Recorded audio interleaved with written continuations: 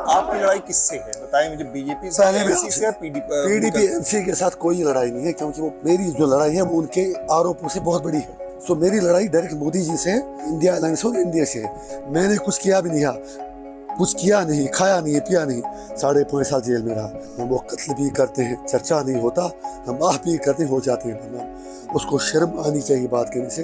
इसे इन कश्मीरियों को समझना चाहिए कि उमर अब्दुल्ला कितना गिरा हुआ आदमी है और कितनी गंदी सोच है। ये कहा जा रहा है कि आपको एक स्कीम के तहत निकाला गया है। उमर अब्दुल्ला ने भी कहा, मुफ्ती ने भी कहा। मैं एक दिन जाया नहीं करूंगा दिल्ली में बैठकर। कहीं उमर साहब ना कहीं आप जेल से छूटे, कहीं मोदी जी और अमित शाह के साथ चाय तो नहीं पी रही। अगर मेरे पास सिपल साहब जैसा वकील होता, मैं 6 महीने में छूट गया होता। मैं 5.5 साल जेल में रहा, उमर अब्दुल्ला मामा मुफ्ती घर में रहे और एजेंट में बन गया। आपको हमसे इतनी दुश्मनी क्यों है? और अभी आपने 20,000 की गर्द को 2,500 कहा। मुझे आपके न्यूट्रल होने पर ही शक है। और अब अगर मैं सेपरेटिस्ट हूँ, मैं एमपी हूँ नॉर्थ कश्मीर का, फिर सारा नॉर्थ कश्मीर सेपरेटिस्ट है। और मैंने भी खुददारी दिखाई। हम तो ना झुकते हैं ना बिकते हैं, हम सर कटाना जानते हैं, झुकाना नहीं जानते। सिर्फ 24,000 वोट से आ रहा, 6 असेंबली सेगमेंट में पहले नंबर पर था। एमपी बन के भी खुद को कहते हो दुनिया की लार्जेस्ट डेमोक्रेसी, शर्म नहीं आती है? कितना बेशर्म आपका हिंदुस्तान हुआ है। आपका भी देखिए, अरे मुझ पर यूएपी है। 3 तारीख को अगर हम सरेंडर कर गए जेल में, मैं तैयार हूँ, तो फिर अगली सरकार तैयार जेल में बनेगी। इंजीनियर रशीद एक फिनोमेना बन चुके हैं। हमने उनसे बहुत विस्तार से बातचीत की है, लेकिन उससे पहले हमने ये समझने की कोशिश की है कि इंजीनियर रशीद भला क्या हैं, लोग उनके बारे में क्या सोचते हैं। विधानसभा चुनाव के ठीक पहले उनको मिली बेल ने विधानसभा कश्मीर के जो सियासी तापमान है उसको बढ़ा दिया है। तमाम ऐसी सियासी तंजीमें जो मुख्य धारा की थी, जिसमें नेशनल कॉन्फ्रेंस है, जिसमें पीडीपी है, उमर अब्दुल्ला, महबूबा मुफ्ती, इन तमाम लोगों ने आरोप लगाया है कि इंजीनियर रशीद बीजेपी के एजेंट हैं, बीजेपी की शह पर काम कर रहे हैं। हमने इन तमाम चीज़ों को जानने की कोशिश की है। इंजीनियर रशीद पहले तिहाड़ से छूटकर जब श्रीनगर आए तो यहाँ से सीधा वो बारामूला पहुँचे, जहाँ से वो सांसद चुने गए हैं। अब तक चूंकि वो जेल में थे तो अपने लोगों से मिल नहीं पाए थे, तो उनकी पहली जनसभा जो बारामूला में हुई, सबसे पहले हम आपको वहाँ लिए चलते हैं।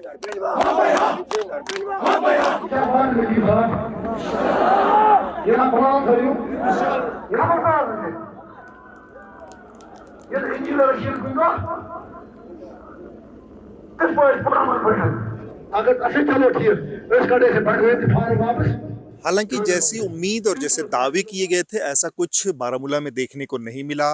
बमुश्किल 2 से 2,500 हज़ार लोग वहां पर इकट्ठा हुए। उसको लेकर इंजीनियर रशीद के अपने तर्क हैं कि आखिरी वक्त में वहां पर वो पहुंचे थे, लोगों को कॉल नहीं दी गई थी इकट्ठा होने के लिए, इसलिए थोड़ा कम संख्या दिखी होगी आपको। लेकिन जो यूथ है, जो उनका समर्थक था बारामूला में, उसके अंदर जोश काफी था। देखिए, इंजीनियर साहब को हम ये देखने के लिए आ गए। इंजीनियर साहब हम सारे कश्मीरियों, लद्दाखियों और जम्मू वालों की जान है। इन्होंने हमेशा एक कॉमन कश्मीरी की बात की है, कॉमन जम्मू वाले की बात की है और कॉमन जो लद्दाख वाले की बात की। इन्होंने हिंदू, मुस्लिम, सिख, ईसाई, जो भी धर्म हो, इन्होंने कभी धर्म के पीछे हमें दौड़ने को नहीं बोला है। इन्होंने हमेशा बोला ये पावर पॉलिटिक्स नहीं खेलना चाहते, ना इन्होंने कभी खेली है। ये लातें भी खाई है उन्होंने, इनके ऊपर ईंट भी छिड़की गई पार्लियामेंट में। इंजीनियर साहब आपको क्यों पसंद है? I have never ever casted vote. मैं लोलाब से आया हूँ यहाँ खाली इंजीनियर रशीद साहब को सपोर्ट करने के लिए। मैं उसके आइडियोलॉजी को सपोर्ट कर रहा हूँ, जो आइडियोलॉजी उसको है to defend the truth and harmony. Actually लोगों के पास एक अल्टरनेटिव नहीं था इसके बगैर, क्योंकि लोग चाहते हैं कि वो पीस ऑफ माइंड, जो पीस ऑफ माइंड लोगों में है ही नहीं। जो मैच्योर लोग हैं, जो क्वालिफाइड लोग, जो समझते हैं व्हाट इज़ राइट, जो डिफरेंशिएट कर पाते हैं कि what is right what is wrong, वो चाहते हैं कि हम अमन परस्त रहे। हमें स्टून पेल्टिंग नहीं चाहिए, हमें पत्थरबाजी नहीं चाहिए, हमें अगर चाहिए हमें कलम चाहिए। वो कलम कैसे चाहिए? वो अमन जब यहाँ पे बर्पा होगा तब हम राहत की सांस ले सकते हैं। ये बातें सियासी तंजीमों की तरफ से भी कही जा रही हैं और तमाम जो लोग हैं वो भी इस चीज़ को बढ़ चढ़कर इस बातचीत में हिस्सा ले रहे हैं कि क्या इंजीनियर रशीद की रिहाई के पीछे किसी तरह की राजनीतिक गणित है, कोई समीकरण है, क्या उनके पीछे बीजेपी का हाथ है। ये बातें लगातार उनके ऊपर आरोप लग रहे हैं। क्या सच्चाई है, उसके बारे में उनके समर्थक क्या सोचते हैं, जानते हैं उनसे। उमर अब्दुल्ला जी एक दिन बोलते हैं कि इंजीनियर रशीद साहब या एआईपी बीजेपी या सेंटर की प्रॉक्सी है यहाँ पे, और दूसरे दिन वो ये बीजेपी को बोलते हैं। जिस दिन उन्होंने ये दूसरे दिन वो ये डिलीट कर, पहले दिन ये 50% वोट्स ही अभी काउंट हो गए थे और 50% वोट्स काउंट होने पे ही उन्होंने अपनी हार तस्लीम कर ली। एक 21 साल के बच्चे से, मैं बच्चा बोल रहा हूँ, और उसके बाद अगले दिन ही उन्होंने बीजेपी को, गवर्नमेंट को ये इशारा दे दिया, ये आइडिया दे दिया कि अगर आप लोग इंजीनियर रशीद या अवामी इत्तेहाद पार्टी को आगे बढ़ाओगे या इनका आप हौसला बढ़ाओगे तो इससे यहाँ पे इस्लामिस्ट्स और रेडिकल्स पैदा होंगे। जब उमर अब्दुल्ला के बाप को, फारूक अब्दुल्ला साहब को NIA से क्लीन चिट मिली है, क्या उस वक्त वो जुडिशरी थी? अब जब उसी जुडिशरी ने इंजीनियर रशीद को रिहा किया जेल से 5 साल के बाद, अब ये बीजेपी प्रॉक्सी है, ये तो सोचने वाली मैच्योरिटी लेवल आप देख लीजिए। जम्मू कश्मीर विधानसभा चुनाव में इंजीनियर रशीद की एंट्री बहुत आखिरी वक्त में हुई है। हमें कोई बहुत ख़ास साफ जानकारी इस बारे में नहीं मिल पाई है कि वो कितने लोगों को लड़ा रहे हैं। उनका ये कहना था कि उनकी पार्टी को चूँकि अभी मान्यता नहीं मिली है तो अलग अलग विधानसभा क्षेत्रों में वो अलग अलग लोगों को, जो इंडिपेंडेंट उम्मीदवार हैं, उनको समर्थन दे रहे हैं। कोई खास नंबर नहीं है, लेकिन उनके जो करीबी हैं उनका ये कहना है कि करीब 50 ऐसी सीटें हैं जिन पर इंजीनियर रशीद के समर्थक चुनाव लड़ रहे हैं। ऐसी ही एक उम्मीदवार हैं मुरसलीन, एडवोकेट मुरसलीन, जो कि सोपोर से चुनाव लड़ रही हैं। हमने उनसे बातचीत की है। 370 हटने के बाद जो हमारे साथ हुआ है या उससे पहले भी जो हमारे हालात यहाँ पे रहे हैं, उन हालात ने और फिर इंजीनियर साहब के जेल में होने ने हमें इस बात पे सोचने के लिए मजबूर किया, आखिर कश्मीरी का बनेगा क्या? क्योंकि वो लीडरलेस है, उसकी हकीकी बात करने के लिए कोई भी तैयार नहीं है। लोग यहाँ अपनी मनगढ़ंत स्क्रिप्टेड बातें बाहर जाके बोलते हैं और लोगों को लगता है शायद कश्मीरी यही चाहता है, कश्मीरी पहले अपना इज्जत चाहता है। बीजेपी की बात करना चाहते हैं, कश्मीर में it was the Mehbooba Mufti and the Abdullahs themselves जिन्होंने एनरूट और एम्बेड किया है बीजेपी को कश्मीर में। वही लोग थे जिन्होंने आर्टिकल 370 यहाँ पे खत्म किया, वही लोग थे जिन्होंने यहाँ पे PSA लाया, जिन्होंने यहाँ पे पैलेट गन लाया, जिन्होंने यहाँ पे इकवान लाया, और वही लोग थे जिन्होंने यहाँ पे मिलिटेंसी लाई। जेल से छूटने के बाद इंजीनियर रशीद लगातार धुआंधार चुनावी सभाएं कर रहे हैं। पिछले 2 दिनों में उन्होंने साउथ कश्मीर के कई इलाकों में जनसभाएं की हैं। अपने भाषणों में वो लगातार मोदी के ऊपर, अब्दुल्ला के ऊपर, महबूबा मुफ्ती के ऊपर निशाना साध रहे हैं। जेल में बिताए गए एक लंबे अरसे की कहानियां सुना रहे हैं। ऐसा लग रहा है कि जेल में बिताए गए वक्त ने उन्हें थोड़ा शायर भी बना दिया है। त्यार में हर दिन एक पोएम लिखता था, एवरीडे, अपनी ऑटोबायोग्राफी, आर्टिकल, वो भी काफ़ी याद नहीं है। एक शेर सुनाता हूँ जो मैंने लिखा, एक पोएम, उसका पहला ये शेर है। लोग नवीदे शहर के लिए बेताब होते हैं, नवीदे शहर के लिए बेताब होते हैं, हमें शब का इंतज़ार होता है। नवीदे शहर हुआ सूरज फूटने की पहली किरण। लोग बेताब होते हैं, सूरज की किरण फूटे, कहाँ पर निकलेंगे, बेताब होते हैं। हमें शब का इंतज़ार रहता है कि अपनों का दीदार होता है। हम जो तिहाड़ जेल में हैं, चाहे हिंदू मुस्लिम छोटा बड़ा, हम सब सोचते हैं नाइट कब हो जाए, क्योंकि कोई सपने में कोई अपना मत आए। इनमें से काफ़ी लोग मैंने सपने में देखे, क्योंकि मुलाकात मिलती नहीं थी, कोई दिल्ली कहाँ आ पाता, फिर फैमिली की मुलाकात अलग थी। इसलिए शहर फिर सुने, लोग नवीदे शहर के लिए बेताब होते हैं, हमें शब का इंतज़ार रहता था। माना कि रात डरावनी होती है बहुत, हमें अपनों का इंतज़ार रहता है। कश्मीर में हर सियासी शख्सियत के पास दूसरे के ऊपर चिपकाने के लिए कोई न कोई तमगा होता है। यहाँ पर कोई अलगाववादी होता है, कोई पाकिस्तान का एजेंट होता है, कोई हिंदुस्तान का एजेंट होता है, कोई मोदी का एजेंट होता है, कोई बीजेपी का एजेंट होता है। तो इंजीनियर रशीद भी इससे अलग नहीं है। लेकिन इंजीनियर रशीद की एंट्री ने फिलहाल जो कश्मीर की सियासत को बदला है और उनका जो सबसे बड़ा एक असर देखा जा रहा है वो है एक कन्फ्यूज़न, एक गफलत। इससे पहले जो चुनाव बड़ी आसानी से नेशनल कॉन्फ्रेंस और कांग्रेस अलायंस के फेवर में जाता हुआ दिख रहा था, अब वो एक किस्म के मझधार में अटक सा गया है और इसका श्रेय पूरी तरह से इंजीनियर रशीद की एंट्री को दिया जाता है। अपने दम पर उनकी अवामी इत्तेहाद पार्टी जो है शायद बहुत सारी सीटें ना जीत पाए, हो सकता है वो 1-2 सीटें जीत पाए, हो सकता है 1 भी सीट ना जीत पाए, लेकिन बहुत सारी सीटों पर बहुत सारा जो वोट काटने की उनकी क्षमता इस समय दिख रही है, खासकर यूथ में उनको लेकर जो एक किस्म का आकर्षण दिख रहा है, उससे कश्मीर की सियासत बदल सकती है और एक हंग असेंबली जैसी स्थिति बन सकती है। हमने इन्हीं तमाम मुद्दों पर इंजीनियर रशीद से विस्तार से बातचीत की है, आप भी देखिए। आधी रात का वक्त है ये और इंजीनियर रशीद, जो कि इस समय कश्मीर की राजनीति को जिसका एक शख्स ने सबसे ज़्यादा मत कर रखा है, उसका नाम है इंजीनियर रशीद, मेरे साथ इस समय मौजूद हैं। वो साउथ कश्मीर के कई इलाकों में आज इन्होंने जनसभा की है, वहाँ से घूमकर अब ये आए हैं और अभी श्रीनगर पहुँचे हैं। एक बड़ी संख्या के बीच में घिरे हैं, आधी रात को भी लोगों ने उनको घेर रखा है।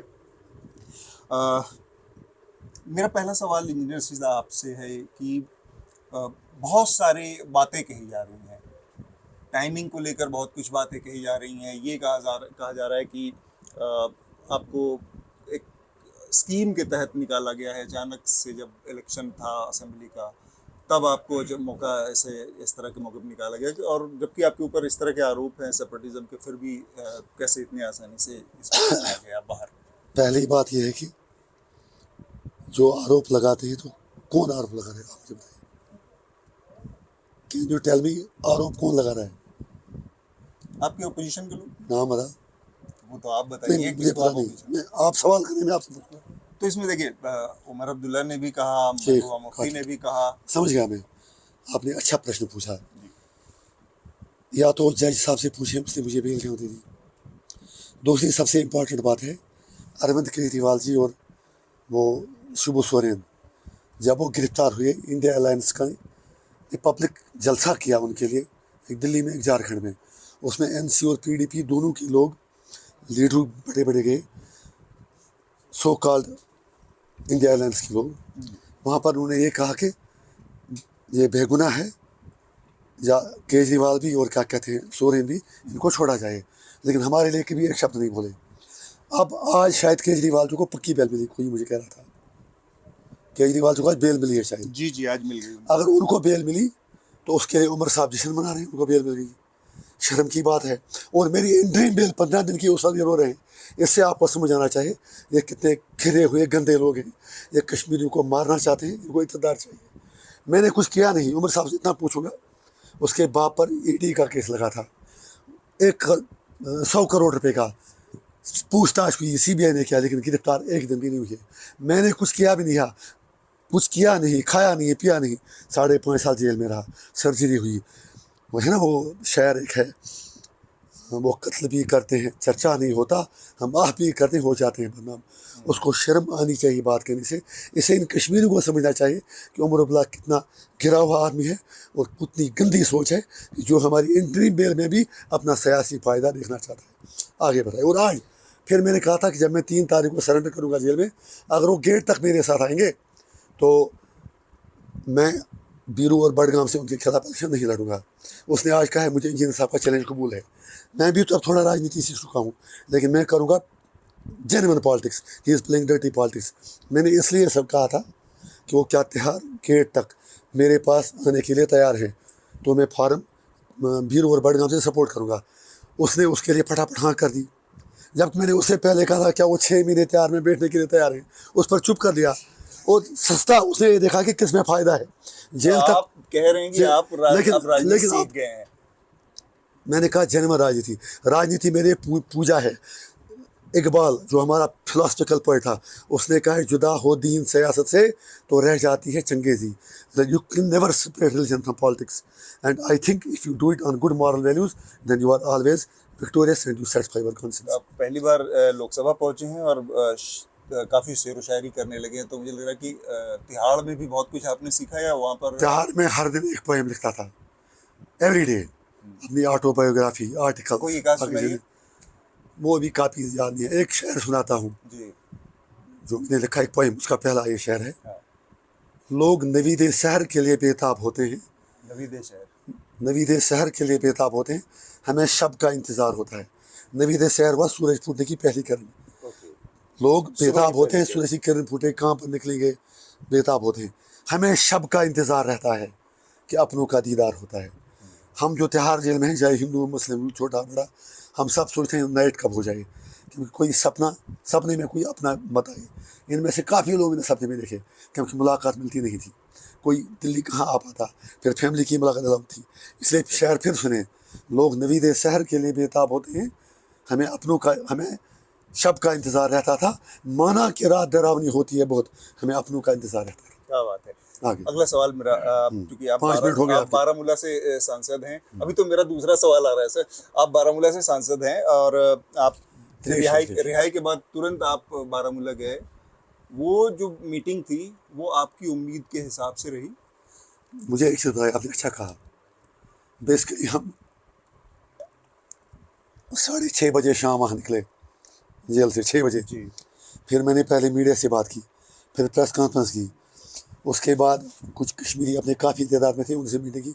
ट्रस्ट में हम 3:45 तक नहीं सोए, लेकिन 6:30 हमने फैसला किया हम 13 तारीख को आएंगे कश्मीर, एक दिन छोड़ के। लेकिन फिर मैंने इन्हें कहा मैं एक टेस्ट चेक करना चाहता हूँ ये लोग कितने तैयार हैं, और मैं एक दिन ज़ाहिर नहीं करूँगा दिल्ली में बैठकर। कहीं उमर साहब ना कहीं आप जेल से छूटे, कहीं मोदी जी और अमित शाह के साथ चाय तो नहीं पी रहे, उसका भरोसा कुछ नहीं है। तो मैंने कहा कल नहीं आएंगे। आपको तो भरोसा होगा। नहीं सुनिए, I have trust on my self, I don't need A certificate. वो मुझे क्या सर्टिफिकेट देगा, और वो आपका हमसे ज़्यादा क्लोज है, उसके रिश्ते भी वहीं हैं, सब कुछ है दिल्ली में, मतलब फैमिली एफिलिएशन भी। अब दूसरी बात है वो सुप्रीम कोर्ट तक चली गई और उनको उसका कोर्ट का तजुर्बा ज़्यादा है। उसके फैमिली मैटर में कपिल सिब्बल वकील है और मुझे एक मामूली वकील बेचारा है जिसने मुझे 10 पैसा नहीं लिया। अगर मेरे पास सिब्बल साहब जैसा वकील होता मैं 6 महीने में छूट गया होता। Anyway, coming back to your point, तो फिर हमने ये फैसला किया कि हम कल सुबह पहली फ़्लाइट हमने पकड़ी, मतलब पहली या दूसरी फ़्लाइट, और 9 बजे श्रीनगर में लैंड करके हमने अपने कुछ साथियों को कहा कि आप करें काम, हम बारामूला में भी नहीं किसी गांव में रखें सभा, जो अपनी गाड़ी में आना चाहेगा जी। कोई बड़ी गाड़ी नहीं लाएगा, अगर 2-4 हज़ार लोग भी आए तो ठीक है, जिसको आना होगा। हम सिर्फ टेस्ट चेक करना चाहते हैं आपका, कोई बड़ा प्रोग्राम नहीं करना है। तो क्या तो भाई आई थिंक आप हमसे ज़्यादा जानते हैं, वो तो सारा सोशल मीडिया सारी दुनिया देख रही है। मैं तो वहाँ पे था, इसलिए मैं कि 5-6 घंटे की नोट्स में हज़ारों लोग वहाँ जमा हो गए। तो हमारा प्रोग्राम अब 17 तारीख को कुपवारा में है, और जो आपने साउथ कश्मीर का देखा, आपको अंदाज़ा आज लगा होगा, जहाँ तक मेरा टारगेट है कम से कम 30 से 40 हज़ार लोगों के साथ हमने आज मिलके एक बारामूला में कॉन्स्टिट्यूंसी 2000 लोग से ज्यादा क्यों नहीं जुड़ पाए, जबकि वहाँ से कितने थे? 2000-2500 लोग से ज्यादा। अरे जमा कमाल है, कम से कम 10-15 लोग भी वहाँ थे। सर मैं तो दिल्ली में मौजूद था। I will not argue with you further. आप आगे अगला सवाल अगला पूछिए। सवाल मेरा ये कि एक बार और मैं उसी सवाल को फिर से हाँ, दोहराता हूँ, फिर से उसके बाद हम अगले सवाल पे चले जाएंगे। ये इसलिए सवाल उठ रहा है क्योंकि उमर खालिद जैसे तमाम यूथ ऐसे भी हैं जो जेलों में पड़े हैं, बिना कोई केस बढ़े, बिना कोई आरोप दोषसिद्ध हुए, साबित हुए जेलों में पड़े हैं, लेकिन आपको दिखाई गई। तो कुछ लोग शंका पैदा कर रहे हैं कि भाई कुछ तो है कि आपकी बीजेपी से है, तो आपकी लड़ाई किससे है, बताएं मुझे। बीजेपी से, एनसी से या पीडीपी से? पहले मैं आपसे पूछना चाहता सर हूँ, मैं पत्रकार हूँ, मुझसे आप सवाल पूछेंगे, इसीलिए आप जवाब देंगे। सवाल नहीं जवाब दूंगा जी। यूएपीए में पीडीपी के साथ का एक कैंडिडेट है पुलवामा का, वहीद पर, आपको भी याद होगा, उस पर शायद 2 यूएपी के केस थे, वो तो 9वीं में छूटा। या मैडम से और उमर से पूछे उस वक्त एक प्रश्न क्यों नहीं पूछे, शर्म आनी चाहिए उनको। उसके बाद गौतम नवलखा, वो तो 2 साल में निकला, आप ही मीडिया के लोग न्यूज़ के लिखा, आपका वो एडिटर वो दूसरा, उनका केस ही डिस्चार्ज हुआ। आपको हमसे इतनी दुश्मनी क्यों है? और अभी आपने 20,000 की गर्मी को 2,500 कहा, मुझे आपके न्यूट्रल होने पर ही शक है। लिहाजा आगे का क्वेश्चन पूछिए। आपकी किससे लड़ाई है? बीजेपी से लड़ाई है, एनसी से लड़ाई है, पीडीपी से? मेरी आपने पीडीपी एनसी के साथ कोई लड़ाई नहीं है, क्योंकि वो मेरी जो लड़ाई है वो उनके आरोपों से बहुत बड़ी है। सो मेरी लड़ाई डायरेक्ट मोदी जी से है, इंडिया अलायंस और इंडिया से है। हमें उनसे कहते कश्मीर का मुद्दा हल किए बगैर आप न खुद चैन की नींद सोच सकते हो और न हम सोच सकते हैं। कितनी सीटों पर लड़ेंगे सर? देखिए, पहली बात है कि हमें अगर हमारा बीजेपी से कुछ होता, हमारी पार्टी की रजिस्ट्रेशन 6 साल से नहीं हो रही है, हमें कॉमन सिंबल तक नहीं दिया गया, कुछ जगहों पर हमारे कैंडिडेट का सिंबल भी चेंज है। इससे आपको अंदाज़ा आएगा। हम तो थोड़ा कृपा कीजिए ना, जेल में मैं 5.5 साल रहूँ और बीजेपी का एजेंट में भी हो गया। इसलिए मैं कहता हूँ as journalist you too also should think, shall we ask this question, it's immoral question. मैं 5.5 साल जेल में रहा, उमर अब्दुल्ला मुफ्ती घर में रहे और एजेंट में बन गया। उमर साहब थे यूनियन मिनिस्टर वाजपेयी की गवर्नमेंट में, मैडम ने तो पूरा रिश्ता ही जोड़ा था उनके साथ और एजेंट में हो गया। पहले बता, बीजेपी को एजेंटों की ज़रूरत नहीं है, उनको जितना कश्मीर को डैमेज करना था वो कर दिया, अब उन्हें एजेंट चाहिए किस लिए? मैं इसलिए पूछ रहा हूँ कि एक सरकार बनाने की सूरत बनती है ना कि आपके पास मेजोरिटी, आप इसलिए कितनी सीटों पे लड़ेंगे ताकि हम समझ पाएं कि आगे जो सरकार बनने की सूरत है उसमें आप अकेले दम पे मेजोरिटी ला पाने की स्थिति में हैं, या आप एक कोalition को। मैं एक चीज़ आपको बता सकता हूँ, कल किसने देखा कहते हैं ना, लेकिन मैंने देखा है 3 तारीख को अगर हम सरेंडर कर गए जेल में, जी। मैं तैयार हूँ, तो फिर अगली सरकार तिहाड़ जेल में बनेगी। आगे बताइए। तो आप सरकार बनाने के लिए जो मैंने कहा इनफ। कश्मीर में कई सारी ऐसी तंजीमें पहली बार लंबे समय के बाद, मतलब मैं ये कहूँगा पहली बार तो नहीं, लेकिन लंबे समय के बाद फिर से चुनाव के मैदान में है। जमात इस्लामी भी उसमें से एक है। आपके ऊपर भी सेपरेटिज्म के लगातार आरोप लगे। तो ये जो तंजीमें थी वो मेन स्ट्रीम पॉलिटिक्स में आई हैं, उनको लेकर खासकर मैं जमात के बारे में जानना चाह रहा हूँ, उनकी पॉलिटिक्स को लेकर आपकी क्या राय है कि वो एक सही दिशा में कदम है?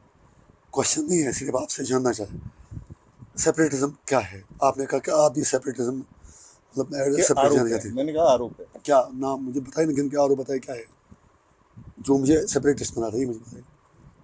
Tell me the specific charge. आपके ऊपर यूएपीए के चार्ज हैं आपने? यूएपीए भगवान ने थोड़ा बनाया, मुझे बताओ कॉन्स्टिट्यूशन में यूएपीए नहीं है। सरकार तो बदमाशी कर रही है। अच्छा। वहाँ बदमाश और गुंडे बैठे हैं। आपने अमित शाह को सबसे देश के बड़े गुंडे को बैठा रखा है। अब अमित शाह मेरी बात सुनिए ना, मेरी बात सुनिए। किसी को यूएपीए में बुक करने से वो थोड़ा दहशतगर्द बन जाता है। बिल्कुल, मैं तो आरोप कह रहा हूँ। ये झूठे आरोप हैं। और अब अगर मैं सेपरेटिस्ट हूँ, मैं एमपी हूँ नॉर्थ कश्मीर का, फिर सारा नॉर्थ कश्मीर सेपरेटिस्ट है, फिर अभी आपने मुझे इनफॉर्मल चैट में कहा कि देश आपका भी है, फिर आप खुद मानते हैं कि हम आपके नहीं है। मामला खत्म, आगे बढ़े। नो मोर क्वेश्चन, आगे बढ़े। आखिरी मेरा लास्ट क्वेश्चन प्लीज। ठीक है, मैं जमात वाले सवाल बताएं कि हाँ, जमात वाला का मैं बताता हूँ। जमात इस्लामी वो पार्टी है जिसकी कुर्बानियाँ हैं, जिन्होंने 30 साल तक कश्मीर मुद्दे पर बात की। वो इसलिए मोदी जी के प्यार में नहीं आ रहे हैं, उसके जुल्म से दब कर करें हम पर बयान उठाओ। मुझे उनसे कुछ सवाल भी पूछने हैं, वो अपनी जगह पूछूंगा। जो उनका फैसला है, दे हैव ए चॉइस। अगर उन्हें, वो पहले भी इलेक्शन लड़ते थे। It is not a vote for India democracy, it is a vote because you are separated beyond a point. English में बात कर सकता हूँ बीच में, because it's a vote, it is a vote you have separated Jamaat and every Kashmiri beyond a point. The vote to me was also against your separation. अगर आप कहते मोदी जी के नए कश्मीर को वोट मिलता, उनमें सेपरेट से था, जीत तो मैं गया, मोदी तो हार गए। वही यहाँ जमात इस्लामी का है। जमात इस्लामी अगर इलेक्शन लड़ रही है, वो इसलिए इलेक्शन लड़ रही है क्योंकि मोदी के दबाव में जो जाति उनके साथ हुई, हज़ारों लोग बंद, उनके ट्रस्ट बंद। आरएसएस की तरह वो आइडियोलॉजिकल जमात है। आरएसएस को आपने सारा फैसिलिटी दी है, जमात को आपने जेलों में डाला है। It's a strategy. बस it I have to ask some question them, वो मैं उनके पास जाके करूँ। यहाँ पे हम लोगों से अगर कुछ शेयर कर, क्या सवाल आपके दिमाग में? जो उनसे मुझे करने हैं, उतना बेवकूफ़ मैं थोड़ा हूँ आपसे कहूँगा। आखिरी एकदम सवाल 370 से जुड़ा सवाल पूछना एकदम बिल्कुल आप, वो बहुत ज़रूरी है कि 370 के बाद से आपको क्या लगता है कुछ बदला है? क्या बदला है कश्मीर घाटी में? बहुत कुछ बदला है। आपको नहीं पता क्या बदला है? पहले ये बदला है कि इंजीनियर रशीद 5.5 साल से तिहाड़ जेल में है। अगर यहाँ सब कुछ खुशल मंगल होता तो हज़ारों कैदी कश्मीर के बंद नहीं होते। 370 के बाद ये बदला कि अल्ताफ़ फंदोश, जो मेरा सेलमेट था, सैयद अली गिलानी का दामाद, 2.5 साल वो और मैं एक ही कमरे में, कमरा क्या सेल में, बाथरूम भी वही, खाना भी वही, सब कुछ भी, मंदिर भी, मस्जिद भी। इलाज नहीं मिला, कैंसर हो गया और मर गया। रात की तारीकी में दफन किया। ये बदला है कि जिस गिलानी के कहने पर सारा कश्मीर बंद होता था, इतना जुल्म आपने हम पर किया 370 हटाने के बाद कि गिलानी साहब को रात के अंधेरे में दफन कर दिया। ये बदला है कि अशरफ सहराई उधमपुर जेल में उनका इंतकाल हुआ। मुझे उनकी पॉलिटिकल आइडियालॉजी से कोई लेना देना नहीं है। उनको भी आपने रात के अंधेरे में कुपवारा में दफन किया। और अगर यह कहना सेपरेटिज्म है तो मैं बार बार हर बार कहूँगा मैं सेपरेटिस्ट हूँ। I am proud to be a separatist. बदला ये है कि बीजेपी को पार्लियामेंट इलेक्शन में कश्मीर से 3 कैंडिडेट भी नहीं मिल पाए। बदला ये है कि मोदी जी के छोटे भाई सजाद साहब,